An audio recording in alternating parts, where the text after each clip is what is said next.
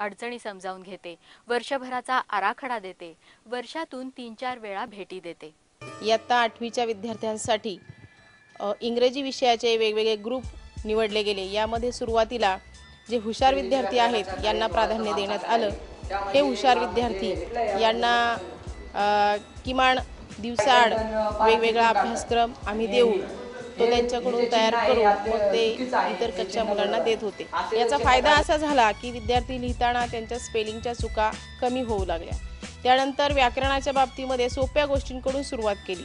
व्याकरणाचे अतिशय सोपे वाटणारे शब्द, उदाहरणार्थ जर विशेषणाचा विचार केला ॲडजेक्टिव्ह्ज, तर ॲडजेक्टिव्हचा व्यवस्थित अर्थ सांगून त्यांच्याकडनं वेगवेगळी विशेषणं वधवून घेतली. याचा फायदा असा झाला की इयत्ता 8वीसाठी जी 20 मार्काची ओरल टेस्ट असते, कच्चे विद्यार्थी स्वतः त्यामध्ये ओरल टेस्ट कॉन्फिडन्शियल देऊ लागले. वर्गामध्ये अजिबात न बोलणारा विद्यार्थी होता, तो विद्यार्थी त्या ठिकाणी बोलायला लागला. त्याला काय येत नाही तो विचारायला लागला आणि याचा परिणाम आम्हाला जो दिसून आला तो प्रामुख्याने आमच्या वक्तृत्व स्पर्धेमध्ये विद्यार्थ्यांचा सहभाग यावर्षी वाढलेला आम्हाला दिसतो. ह्या योजनेमध्ये आम्ही गेली 5-7 वर्ष सहभागी झालेलो आहोत. त्यामुळं आम्हाला ह्या योजनेतले जे काही उपक्रम आहेत, विषय मित्र योजना असेल, त्याचबरोबर गीता पठण असेल, मनाचे श्लोक असतील, त्याचबरोबर सांस्कृतिक कार्यक्रम, शाळा तपासणी असेल किंवा शिक्षकांना आणि विद्यार्थ्यांना तज्ज्ञ मार्गदर्शकाचं मार्गदर्शन असेल, ह्या वेगवेगळ्या उपक्रमातून विद्यार्थ्यांमध्ये असणारी जी कठीण विषयाची भीती, गणित इंग्रजी सारख्यांची भीती कमी झाली. त्याचबरोबर त्या विद्यार्थ्यांना ते विषय सोपे वाटू लागले आणि त्याचा फायदा झाला की आमचा 9वीचा निकाल गेली 2-3 वर्षे 100% लागला. त्याचबरोबर त्या वेगवेगळ्या उपक्रमामुळे, सांस्कृतिक कार्यक्रम घेतल्यामुळे विद्यार्थ्यांना स्टेज डेअरिंग आपोआपच आली. त्याचबरोबर ते कल्पक झाले, वेगवेगळ्या विषयावर विचार करू लागले आणि विद्यार्थ्यांना त्यांच्या समस्या समजून सांगायला लागले आणि सोडवायला लागले. त्याच्यामुळे आम्हा शिक्षकांना त्याचा एवढा फायदा झाला की आमच्या इतर कामामध्ये तो वेळ आम्ही देऊन कशी ही योजना चांगल्या पद्धतीनं राबवता येईल अशा पद्धतीनं त्याचा वापर आम्ही त्या वेळेचा करू लागलो. त्या शिक्षकांना असा फायदा झाला की त्यांचा वेळ वाचला. विद्यार्थ्यांना समजून देण्यामध्ये किंवा अन्य समस्या सोडवण्यामध्ये विद्यार्थ्याची मदत केल्यामुळं आमचा वेळ वाचला आणि आम्ही त्या वेळेचा इतर विषयासाठी किंवा आणखीन विद्यार्थ्यांना टक्केवारी जास्त मिळवण्यासाठी किंवा कलागुण विकसित होण्यासाठी त्याचा आम्ही वापर करू लागलो. मनोरंजनात्मक आणि आनंददायी शिक्षण कशा पद्धतीने देता येईल हा एक फायदा झाला. त्याचबरोबर गेली अनेक वर्ष शाळा सुंदर सुंदर हे जे कल्पनेचं वाक्य आहे, त्या शाळा सुंदर सुंदर बनवण्यासाठी ह्या उपक्रमांचा एवढा फायदा झाला की गेली अनेक वर्ष शासकीय लोक किंवा प्रशासकीय अधिकारी शाळांना भेटी देण्यासाठी किंवा शाळा तपासण्यासाठी अतिशय कमी प्रमाणात किंवा वर्षातून एकदा सुद्धा त्यांचं काय पडताळणी असेल त्यावेळेसच येतात. त्याच्यामुळं पूर्वीचं जी शाळा तपासणी आणि त्याची तयारी ह्या गोष्टी ह्या कुमार बिल्डर्स गुणवत्ता विकास योजनेमुळं आम्हाला तयार करता आली आणि सगळे कर्मचारी, शिक्षक आणि विद्यार्थी अप टू डेट राहू लागले.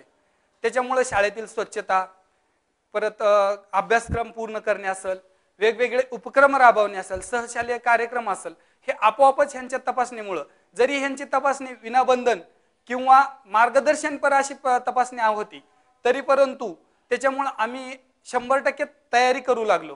त्याच्यातून मुलांचे पठण असेल, पाठवाचन असेल, अन्य गोष्टी आपोआपच तयार झाल्या आणि आमच्यासारख्या ग्रामीण भागातल्या शाळेमध्ये एका वर्गामध्ये 120-130 विद्यार्थी आहेत. ह्या विद्यार्थ्यांमध्ये 40% प्राथमिक क्रिया न येणारे किंवा लेखन वाचनामध्ये कमी असणारे, मध्यम काही विद्यार्थी 40% विद्यार्थी मध्यम आणि राहिलेले 40% अतिशय हुशार, ह्या विद्यार्थ्याचा ताळमेळ घालणं आम्हाला पूर्वी खूप कठीण जात होतं. पण ज्यावेळेस आम्ही योजनेमध्ये आलो त्यामुळं आम्हाला ह्या 120 विद्यार्थ्यांना कशा पद्धतीनं शिकवणं आणि त्यांच्या समस्या सोडवणं आणि जी काय 8वीची गळतीचं प्रमाण जास्त होतं ह्या योजनेमुळे गळतीचं प्रमाण कमी झालं. त्याचबरोबर विद्यार्थ्याबरोबर शिक्षकाला जे टीव्ही मधून आणि पेपर मधून जे लोक आम्ही पाहिली होती आणि वाचली होती त्या लोकांना प्रत्यक्षात भेटलो, आमच्या अडीअडचणी सांगितल्या, त्यांच्याबरोबर शेअर केल्या आणि त्यांनी आम्हाला त्याच्यातून जे काही मार्गदर्शन आणि प्रेरणा दिली, त्याच्यामुळे आम्ही आमचा स्वतःचा विकास करू शकलो. कोणतरी शासकीय कर्मचारी यायचं म्हणल्यानंतर ते एक ठरलेला असतो ट्रॅक, हे त्यांना हे दाखवायचं ते दाखवायचं आणि त्या पद्धतीने केलं जातं. पण ह्या ठिकाणी शाळा तपासायला येणार म्हणल्यानंतर एक मनोरंजनात्मक वेगवेगळ्या उपक्रमांना किंवा आपल्यातील जी काही कौशल्य आहेत ती त्यांना दाखवण्यासाठी, जरी त्याच्यामध्ये उणीव निघालं तर ते येणारे लोक आम्हाला योग्य प्रकारे मार्गदर्शन करतात. आता आपण टीव्ही मधून किंवा प्रसार माध्यमातून वेगवेगळ्या जाहिराती विज्ञापन पाहतो, जेणेकरून विद्यार्थ्यांची स्वतःची सगळ्याची व्यक्तिमत्व सुधार व्हावा. परंतु जसं एखादं उदाहरणार्थ पोलिओ, दो बूंद जिंदगी के म्हणण्याच्या ऐवजी शाळा विकास करण्यासाठी एक योजना केसरीमलजी जैन विकास गुणवत्ता योजना शाळा विकासासाठी असं म्हणायची आता वेळ आलेली आहे. प्रत्येक वेळी शाळेतील एकंदर प्रगतीवरून त्यांनी योजना कशा प्रकारे राबवली आहे याचा अंदाज घेते. या सगळ्याचा हेतू विद्यार्थ्यांच्या सर्वांगीण विकासास पूरक वातावरण निर्माण करणे. जी मुलं होती घाबरट वगैरे, ती मुलं शिक्षकांना प्रश्न विचारण्यास किंवा आपल्या समस्या विचारण्यास घाबरत होती.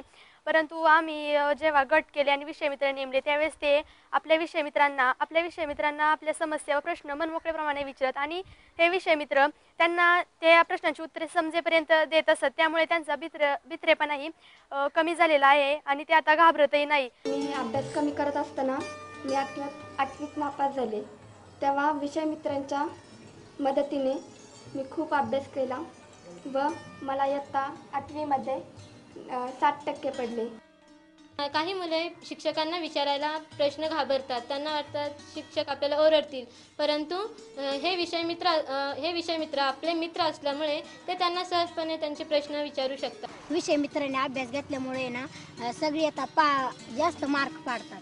पहिल्यांदा आम्ही मोठमोठे प्रश्न आहे ना जरा अडखळायचे, पण विषय मित्रांनी आता जरा आम्हाला समजून सांगितलं ना त्यामुळं आता आम्हाला ते चांगलं प्रॅक्टिसही करता येतं. ज्यावेळेस आम्हाला दड्यामध्ये अडखळत आम्ही वाचायचं त्यावेळेस विषय मित्र आम्हाला मदत करायचं. काही वेळेस वाचायचं जर नाही आलं तरी परत पुन्हा वाचून आम्हाला सांगायचं विषय मित्र.